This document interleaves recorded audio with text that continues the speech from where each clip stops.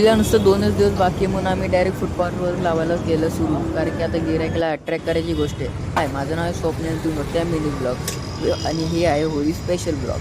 तर सकाळी उठलं आलो दुकानात झोपेत दुकानाचं उठा असं झालं आज होळीच्या निमित्ताने. हे पाठच्या वर्षीचे पिचकाऱ्या जरा खराब आहेत म्हणून त्याच्यात तेल टाकून मस्क्यासारखे चालू करायला लागलो. अरे बापरे, कुठल्या पिचकाऱ्यावर टाईट आहेत ना, ते निघतच नाही. काय सांगू तुम्हाला, केमिकल भरून ठेवले कारण की कोणाकोणाला केमिकल लागतात. आणि गेलो मार्केटमध्ये रूम फ्रेशनर आणायला भावाच्या केक शॉपमध्ये.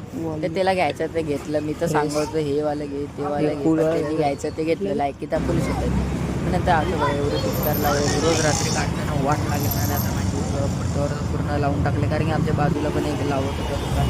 तर कोण दुसरे जाऊ नको आमच्याकडे उद्या म्हणून असं लावलं बघा. किंवा सांगतो असं हर्बल कलर आहे, रंगीला बिंगीला सगळं केमिकल.